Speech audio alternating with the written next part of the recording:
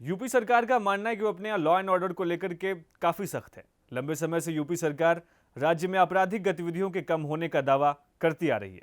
खुद सीएम योगी आदित्यनाथ भी खुलेआम अपराधियों को धमकाते और यूपी छोड़कर चले जाने की बात कहते आए हैं। इस बीच यूपी पुलिस की ओर से अपराध की रोकथाम के लिए जो आंकड़े जारी किए गए हैं, उसने यूपी सरकार की एनकाउंटर्स नीति को एक बार फिर से चर्चा का विषय बना दिया है। यूपी पुलिस की ओर से अपराध की रोकथाम के लिए जारी किए गए आंकड़ों के अनुसार 2017 से लेकर अब तक यूपी पुलिस ने 8,472 एनकाउंटर्स किए हैं। इनमें 3,302 अपराधियों को पैर में गोली मारकर घायल किया गया है, जबकि एनकाउंटर्स की इन घटनाओं में अब तक 146 अपराधियों की मौत भी हुई है। वैसे तो यूपी सरकार ने अब तक आधिकारिक तौर पर अपने इन ऑपरेशनों को कोई नाम नहीं दिया है, लेकिन मुठभेड़ के पैटर्न को देखते हुए इसे ऑपरेशन लंगड़ा कहा जाने लगा है। अब हो सकता है कि मेरी तरह आपके मन में भी ये सवाल आए कि आखिर एनकाउंटर्स के जरिए किसी स्टेट में लॉ एंड ऑर्डर को ठीक करना कहां तक सही है। यही सवाल हमने जब विनय सर से पूछा तो उनका मानना था कि इस तरह से एनकाउंटर्स का महिमा मंडन किया जाना लोकतंत्र की जगह पुलिस स्टेट की अवधारणा को प्रस्तुत करता है। आइए उन्हीं से सुनते हैं।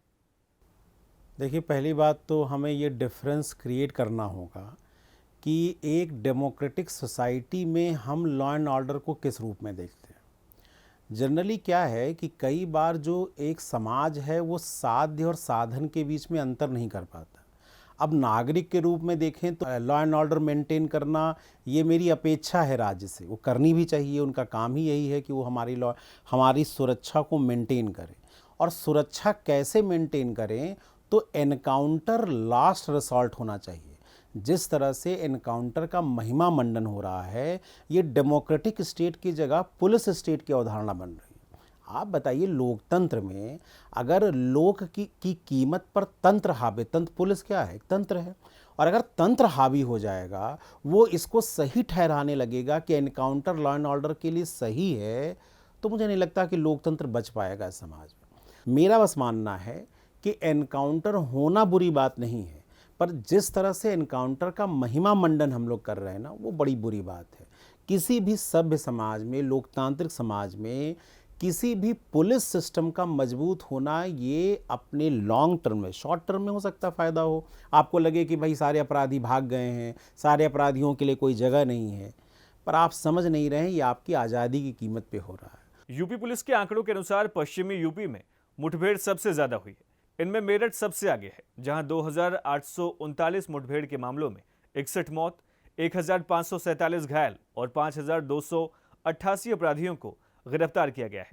दूसरे नंबर पर आगरा है, जहां 1,884 मुठभेड़ के मामलों में 18 मौत, 218 घायल और 4,878 अपराधियों की गिरफ्तारी हुई है। और तीसरे नंबर पर बरेली मौजूद है, जहां 1,173 मुठभेड़ के मामलों में 7 मौतें, 299 लोग घायल और 2,664 अपराधियों की गिरफ्तारियां हुई हैं। यूपी पुलिस की ओर से अपराध की रोकथाम के लिए जारी किए गए इन आंकड़ों के अनुसार 2017 से लेकर अब तक ऐसी मुठभेड़ों में 13 पुलिसकर्मियों की मौत हुई है, जबकि 1,157 से ज्यादा पुलिसकर्मी घायल भी हुए हैं। इनमें बिकरू कांड की वजह से कानपुर क्षेत्र में सबसे अधिक यानी कि कुल 8 पुलिसकर्मियों की मौत हुई है, जबकि मेरठ, बरेली और गोरखपुर जैसे इलाकों में सबसे अधिक पुलिसकर्मी इन एनकाउंटर्स में घायल हुए हैं। इन सब के अलावा आपको बताते चलें कि इन एनकाउंटरों में अब तक यूपी पुलिस की आधिकारिक जानकारी के अनुसार 18,225 अपराधियों की गिरफ्तारी हुई है। पर अब एक सवाल यह आता है, यूपी जैसे इतनी बड़ी आबादी वाले राज्य में, जहां हिंसा, मारपीट, धार्मिक और जाति विवाद चरम पर हो, राज्य की जनता एनकाउंटर से खुश हो, फिर भी कुछ लोगों का यह कहना कि एनकाउंटर्स के जरिए लॉ एंड ऑर्डर को ठीक करना सही नहीं है। ऐसे में राज्य सरकारें लॉ एंड ऑर्डर को दुरुस्त करने के लिए एनकाउंटर्स के अलावा और क्या कर सकती हैं? आइए इस प्रश्न को भी विनय सर से ही समझते हैं।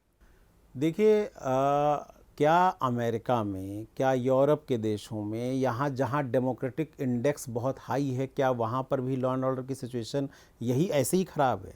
क्या हम उन्हीं चीज़ों को हल करने की कोशिश करते हैं? नहीं। पहली चीज़ जो सही करने की ज़रूरत है कि पुलिस में जो पुलिस रिफॉर्म्स कमेटियाँ आई, चाहे कमल किशोर है, चाहे सुप्रीम कोर्ट ने जो प्रकाश सिंह की उस पर एक रिकमेंडेशन दी थी, सोलो सोराब जी कमेटी बनी थी, उसने कहा था कि पुलिस को मॉडर्नाइज करने की ज़रूरत है। तो पहली बात तो पुलिस में जैसा कहा जाता है क्राइम मैनेज करना अलग काम हो, वीआईपी को मैनेज करना अलग काम हो, जो स्पेशल फोर्सेज हों जैसा कि एसटीएफ और टास्क फोर्स हैं उनके लिए अलग काम हो, और सबसे इम्पॉर्टेंट अभियोजन, जो कोर्ट में पुलिस अपना मुकदमा करती है, अभियोजन प्रस्तुत करती है, उसको सेपरेट किया जाए, उसके लिए स्पेशलाइज्ड चीज़ों को किया जाए।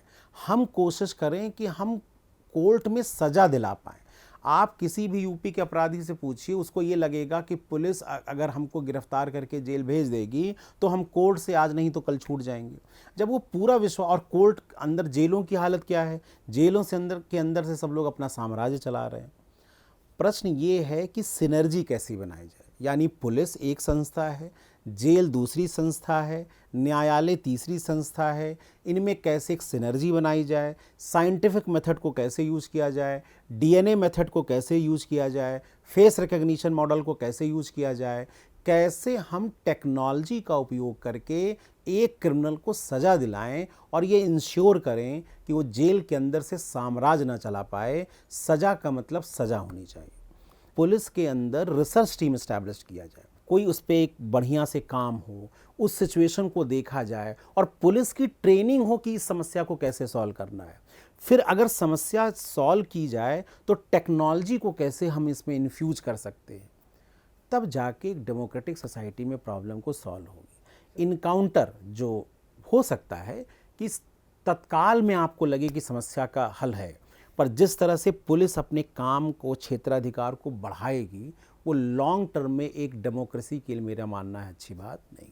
द इंडियन एक्सप्रेस को दिए अपने इंटरव्यू में यूपी पुलिस के एडीजी प्रशांत कुमार का कहना है कि यूपी पुलिस के एनकाउंटर में बड़ी संख्या में अपराधियों के घायल होने की बात ये साबित करती है कि पुलिस का मकसद उन्हें मारना नहीं है। हमारा पहला मकसद अपराधियों की गिरफ्तारी है। प्रशांत कुमार ने यह भी बताया कि अपराध और अपराधियों के प्रति यूपी पुलिस की नीति जीरो टॉलरेंस की है। ड्यूटी के दौरान अगर कोई हम पर फायरिंग करता है तो हम भी जवाब देते हैं, और ये पुलिस की कानूनी ताकत भी है। यूपी पुलिस के एडीजी प्रशांत कुमार का कहना यह भी है कि किसी भी एनकाउंटर को लेकर सुप्रीम कोर्ट की सीधी गाइडलाइंस है। इसके अलावा अगर कोई एनकाउंटर होता है तो उसकी मजिस्ट्रेट जांच भी होती है। कोर्ट में पीड़ितों के पास अपना पक्ष रखने का भी मौका होता है, और अभी तक किसी भी संवैधानिक संस्थान ने यूपी पुलिस के एनकाउंटरों के खिलाफ कुछ विपरीत नहीं कहा है। जबकि इससे पहले सुप्रीम कोर्ट भी यूपी सरकार की इस नीति पर सवाल उठा चुकी है। सुप्रीम कोर्ट से पहले राज्य मानवाधिकार आयोग ने भी इसी मामले पर प्रदेश सरकार को नोटिस जारी कर जवाब मांगा था।